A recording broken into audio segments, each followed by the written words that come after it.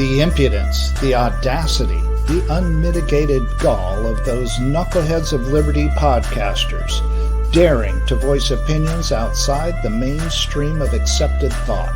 Listen if you dare. It's angry, it's funny, it's even sometimes sad, but it's always based on freedom and justice, as you will see.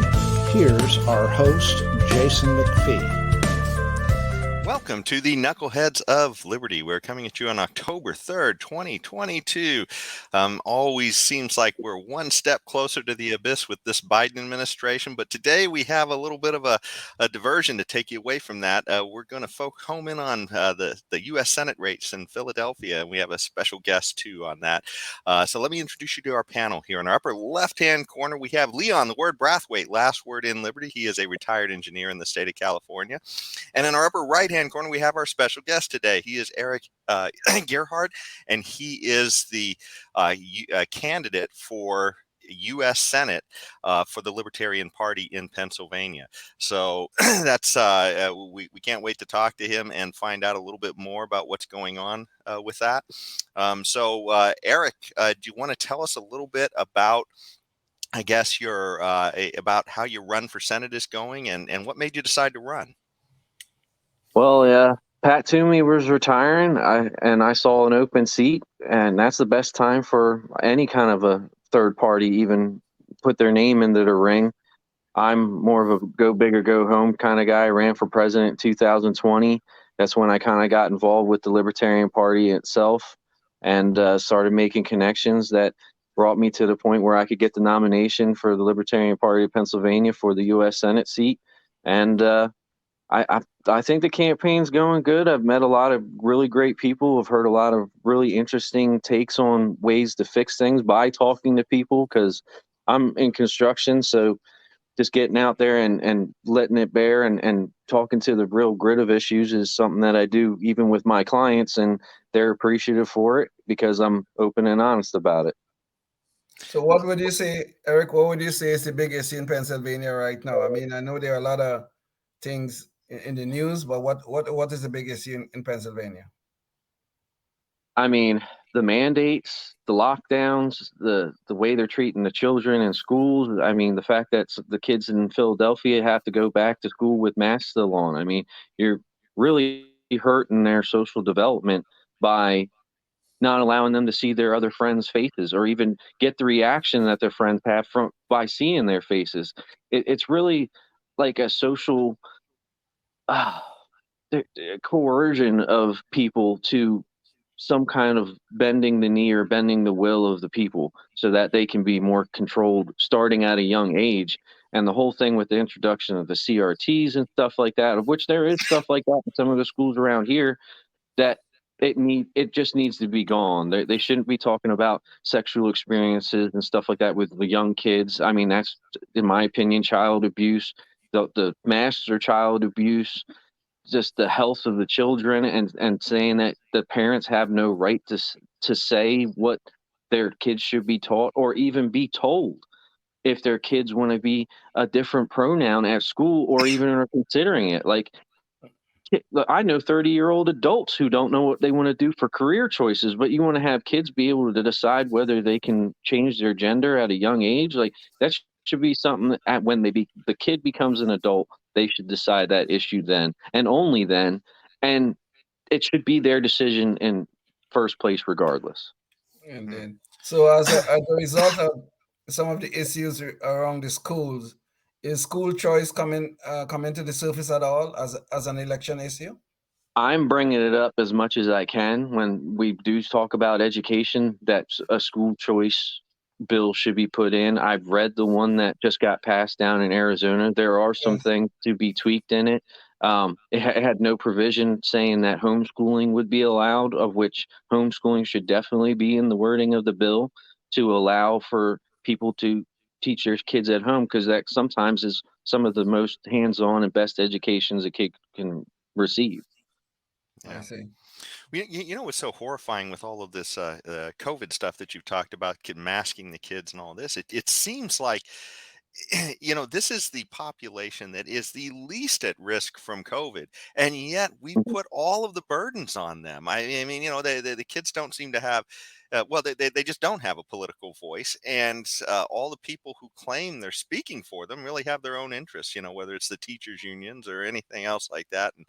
But my gosh, I just can't imagine you miss all these milestones of your development as a kid, and then to top it off, they're heaping unimaginable debt on top of you as a kid as Mhm. well that you're going to wind up having to deal with in the future. So yeah, I'm glad to hear you definitely get your head on straight on the kids, because we need somebody out there speaking for them. Yes, indeed. Exactly. And the fact that no of the Democratic politicians are really speaking out against this stuff because they kind of want people to be sheeple. They want them to be able to corral them into a certain way of voting, of living, and more of just being able to go back to like a higher welfare system where they just keep paying from the government. The government to survive, which that's not how we survived years of America. I mean, all the founders had multiple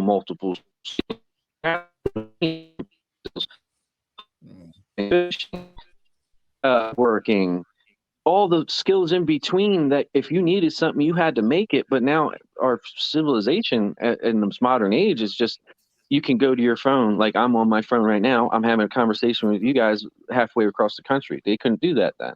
Also, you can just go pick and point and buy stuff and it gets delivered to your doorstep. There's really no survival of the fittest much anymore, of which I think that is one of the best issues of the public education system where you do have bullying, you do have that social interaction where there is a pecking order put in place, but you can grow out of that in that environment. Mhm.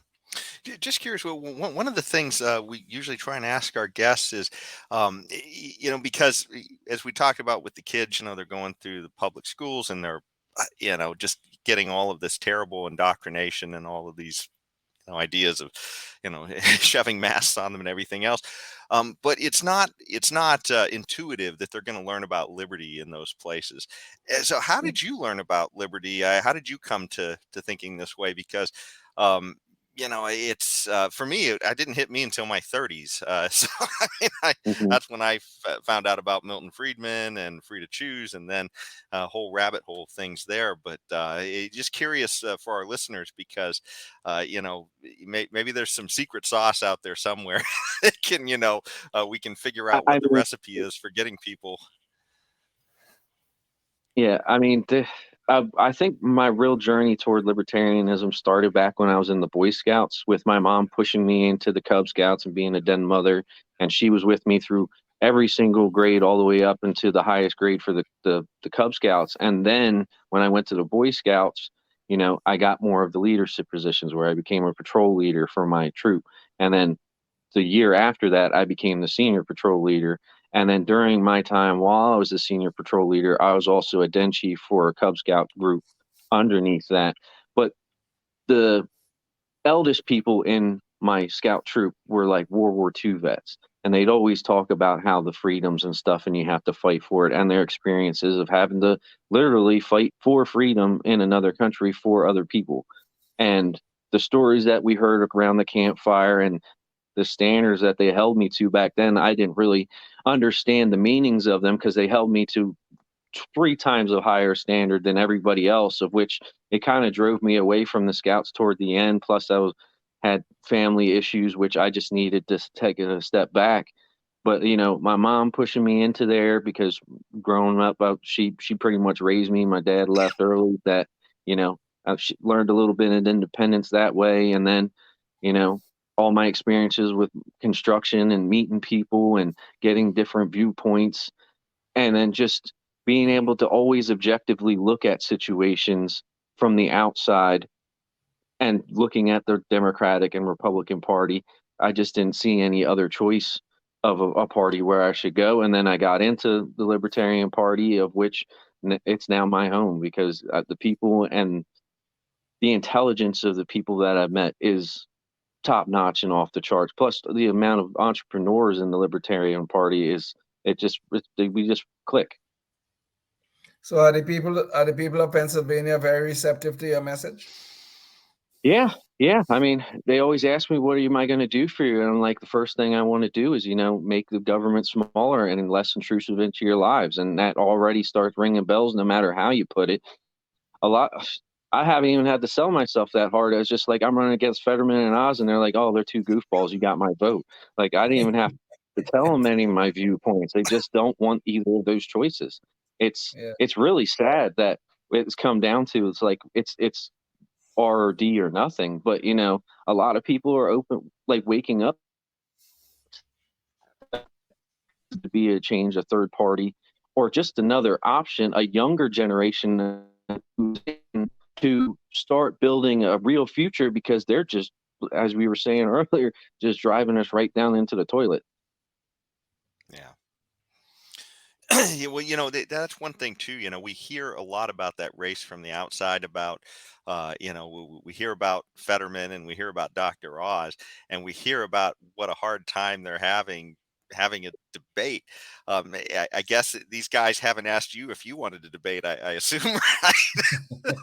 I received not one invitation, not even an inkling that they want to include me. I have the strong feeling, seeing as I tore into Fetterman a few months back, that he doesn't want me there because I'm going to make him look bad, and Oz just about the same. Because I mean, I have real world experience. I wasn't a trust fund baby. I've worked my whole life. I'm a 21-year carpenter. Worked since I was 16 years old.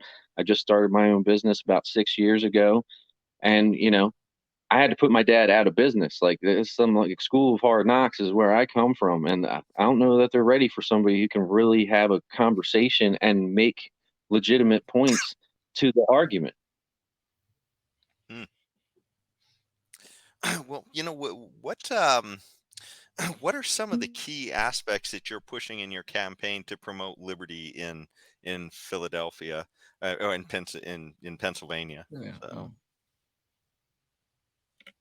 I mean, I'm just allowing the people to come up to me. Like, I'm not going to engage them to get the best reaction possible. I'm handing out my literature. If they see it's me, because I usually wear my ball cap that's in my picture that I have on my sites and stuff like that, and they're like, "Oh, this is you. Hey, can I ask a question?" Of course. And then, I mean, get that personal, like, that's drive. unfortunately, it seems like our connection is starting to go a little bit haywire. I'm not sure if there's a way to adjust that or anything during the middle of the show here, but we can keep trying to go forward. I'm not sure. Leon, are you having any trouble on your side, or? No, I'm not having any Okay. trouble, but I'm Okay. hearing Eric is breaking up a bit. Okay. Yeah, I just wanted to make sure it's not me. Okay. Okay. Yeah, I should see a So, spinning wheel on your picture every once in a while. I didn't realize I was breaking up at all. But yeah, like I was saying, I just talk to the people, and I talk about the issues they want to talk about, and I give them how I would address it, and then also ask them what they think about how to address it. I've talked to every issue from child support to mental health to the abortion issues, which that one's a hot button topic for almost everybody. I've actually Yes. had more guys ask me about that than girls, which is really strange. But then I just assume they're Democrats at that point, because of the line of questioning that we go to is always goes down to, I'm the guy, I should be able to make the decision. I'm like, well, you can't have a kid, so why would you be the one making that decision? Like, and then they just lose their minds, and then pretty much the conversation's over. But that's few and far between. Like I said, 95 to 98% of the people I've actually met and had conversations with, it's been a good response, Republican, Democrat, and other. And they love that there's somebody else running. They usually thank me for running and tell me that they were going to vote for me. So. So you said abortion is a hot issue in Pennsylvania. So how so what is your positions on that in terms of talking to your potential voters, and and your opponents, how are they handling the issue if it's such a hot issue in Pennsylvania? I know the Dobbs We'll decision from the start with Supreme how Court. Yep. We'll start with how my opponents go. There's Fetterman saying pro-choice and abortion all the way up to whenever you can murder a child, which I know some of the states are talking that they want to make it almost indefinite. You can a year after the child's born, you could abort a child, which you could just murder somebody at any point in time. That's ludicrous. Then you have the pro-life crowd, which is kind of like the Trump side, where they want abortion just gone, no choice, doesn't matter what happens, it's an act of God, that's it. But I err on the side of the choice side. I'm not like, I am pro-life toward the higher end of like how the months of baby being growing in the womb, but my personal opinion is the federal government shouldn't have say over that whatsoever. Senators shouldn't have to make that decision for the mass of people. A president shouldn't make that decision for the mass of people. A governor shouldn't make that decision for the mass of people. It should be the people that decide that. There are a few states that have put constitutional questions on the ballot and let the people decide. I think that would be the best, because every region of our country has different views on it and different dynamics of culture, of which that those people should make that decision for themselves and not a governing body of 100 senators and just this is what it's going to be from now on. I think that the decision for Roe v. Wade was right to kick it back down to the states. Yeah, it's funny. Even on this show, we don't agree. Yeah, we don't. That's the level of disagreement you get all over the place, and we're not a huge bunch here. Especially being a libertarian in California is like an endangered species. That's right. um, How close are you guys very rich. to It's seceding the very South rich. down in California? yeah, well, we it's funny. I mean, we had a guy on the ballot and as far as Larry Elder, not a libertarian, but somebody who at least was an option against this one party monopoly that we've had for decades out here. Yes. And the people just they didn't want it. So I don't know what to do out here. There's just no room for it seems like for other ideas, but we keep pitching. Hopefully somebody will We'll break through. We'll break through. yeah. Yeah. Exactly. Yeah. You never know till you try. And, just because something looks hopeless doesn't mean you just give up. I mean, the amount of adversity people have faced in our country for the last 250 years has been immense. I mean, even when it was founded, they knew they would have to go against the greatest armed army in the world with nothing but hunting rifles and know-how, and they pulled it off. So, I think we're going to need like a re-revolution where people step up to the plate, especially a younger generation, and try to fill the voids, because all these politicians are just aging, and they should have already aged out. There should be term limits and stuff like that, so that there's a revolving door and not just a continuous line of these career politicians, and then they just become richer and richer and richer and more.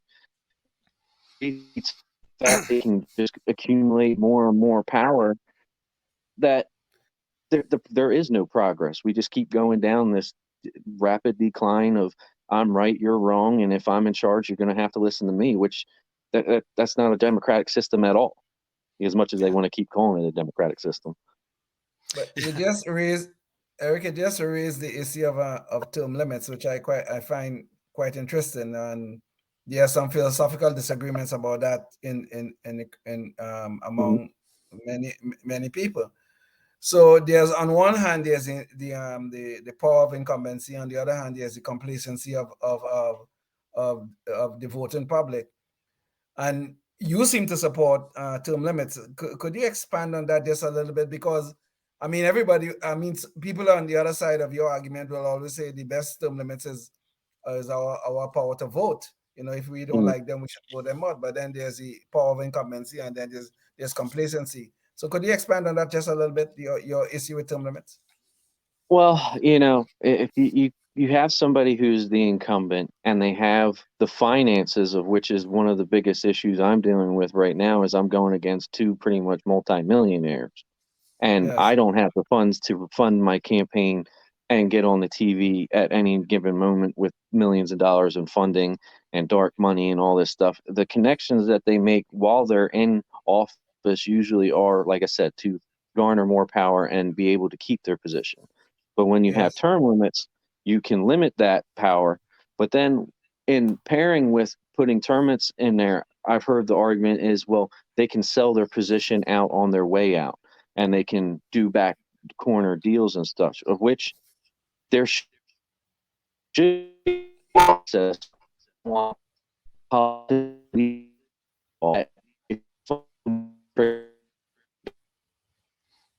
so it sounds like you're breaking up there, Eric. So,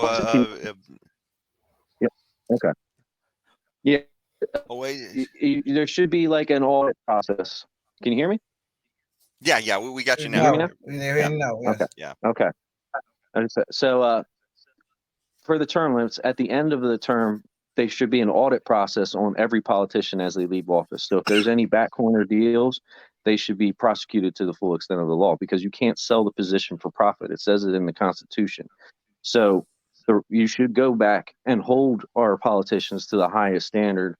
And I know that just in the recent months, Pelosi and them have just signed a bill that allows them to not be audited for any purposes into their finances, which the government giving itself more power and protections for their politicians themselves, that should be already deemed unconstitutional. And most likely it will be, but they're setting it up so that they can't be prosecuted for the laws and crimes they've committed, of which our politicians should be held to the highest of standards.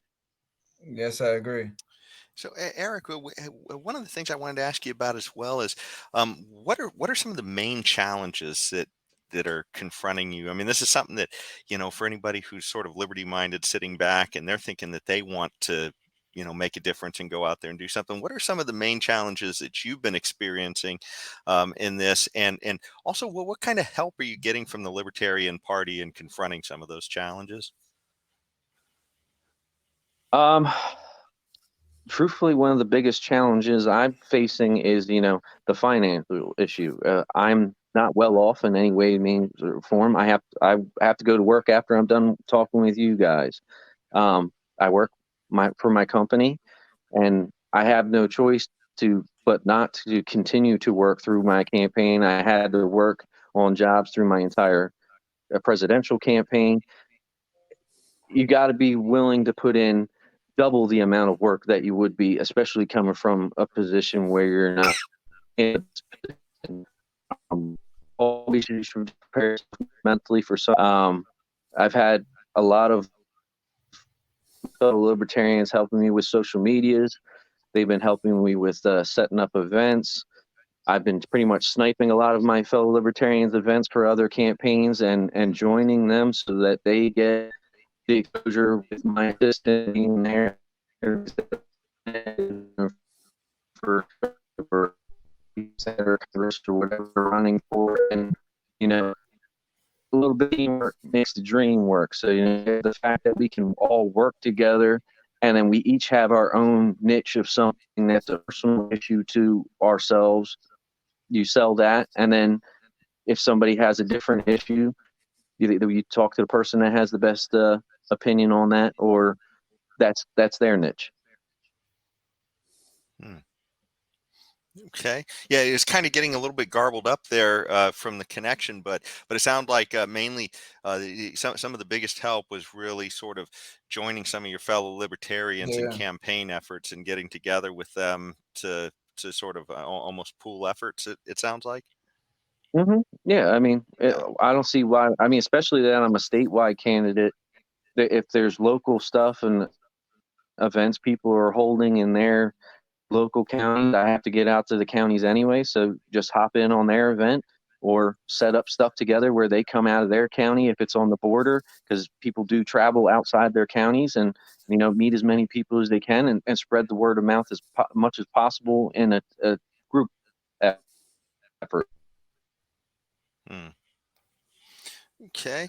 Well, one of the things too that is, um, I guess that this is a little bit different for everybody. The challenges that they're facing and all that. What's the biggest lesson that you've taken away from the run that you're in right now? And also too, I was wondering about one other thing too. You mentioned that you had run as a presidential candidate as well. Was that also for the Libertarian Party?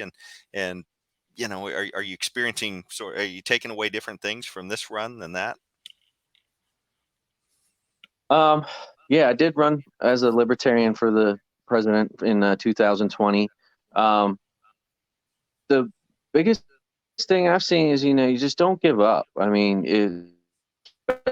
your nose to the grindstone, you're going to get good results. See as good results for yourself. It may not be victory. It may be just getting outreach, getting people more involved. Almost every event I've gone to, we pulled about 10 to 15 new libertarians into local chapters all across the state, of which be members and more membership and more active bodies and people who stay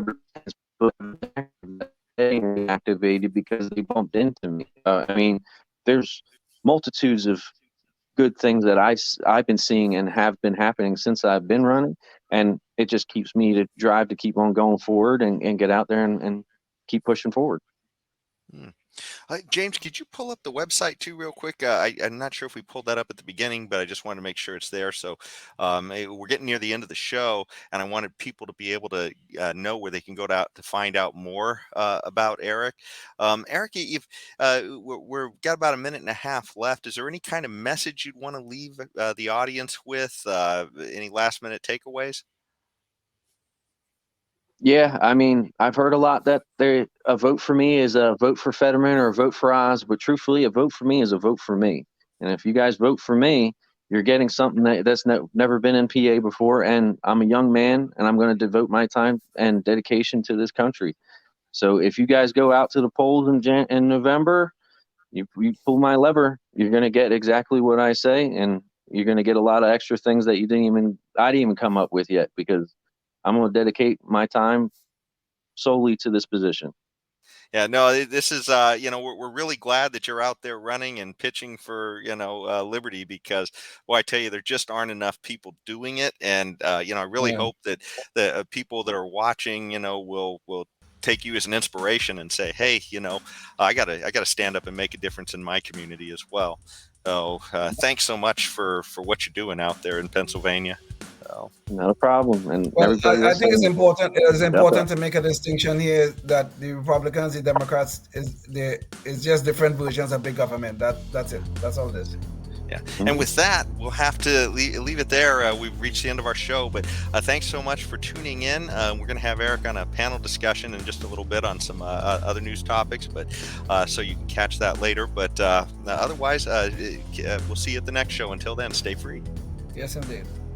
Life, liberty, and the pursuit of happiness, always and forever. Thank you for listening to the Knuckleheads of Liberty podcast. Find us on Facebook, Rumble, YouTube, your favorite podcast network, and at knuckleheadsofliberty.com.